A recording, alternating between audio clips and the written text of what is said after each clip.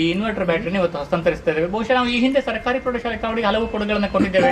Cycle stand ಇರಬಹುದು, ಹಾಗೆ ಒಂದು ವಾಚನಾಲಯ ಜಯರಾಮ್ ಶೆಟ್ಟರನ ಹೆಸರಿನಲ್ಲಿ ಕೊಟ್ಟಿದ್ದೇವೆ. ಹಾಗೆ ಒಂದು ಫ್ಯಾನ್ಗಳನ್ನು ನೀಡಲಾಗಿದೆ. ಹಾಗೆ ಮತ್ತೆ ಒಂದು ಶೌಚಾಲಯವನ್ನು ಕೂಡ ದುರಸ್ತಿಗೊಳಿಸಿದ್ದೇವೆ. ರಾಜು ಪೂಜಾ ಅವರು ಮಾಡಿದ್ರು, ಅಲ್ಲಿದ್ದಾರೆ, ಕೊಟ್ಟಿದ್ದೇವೆ. ಹಾಗೆ ಇನ್ನು ಮುಂದೆಯೂ ಕೂಡ ನಾವು ಕೊಡುವವರಿದ್ದೇವೆ.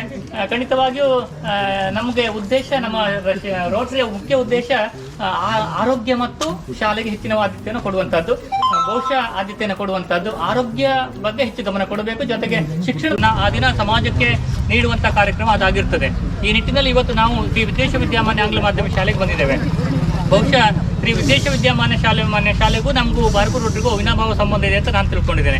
ಯಾಕಂತ ಕೇಳಿದ್ರೆ ಸರ್, ನಮ್ಮ ರೋಟರಿಯ ಸದಸ್ಯರು ಸುಮಾರು ಭೋಜರಾಜ್ ಶೆಟ್ಟಿ ಇರ್ಬೋದು, ಜಯರಾಮ್ ಶೆಟ್ಟಿ ಇರ್ಬೋದು, ಶೆಟ್ಟಿಗಾರ್ ಇರ್ಬೋದು, ಜಯಾನಂದ್ ಇರ್ಬೋದು, ಸುಮಾರು 4 ಬಸ್ ಅಲ್ಲ ಮೇಡಮ್, ಒಟ್ಟಿಗೆ ಸುಮಾರು 4 ಬಸ್ಸುಗಳನ್ನ ನಾವು ಈ ಶಾಲೆಗೆ ಈಗಾಗಲೇ ಒಂದೊಂದು ಗವರ್ನರ್ ಅಧಿಕೃತ ಭೇಟಿ ಕಾರ್ಯಕ್ರಮದಲ್ಲಿ ನೀಡಿದ್ದೇವೆ.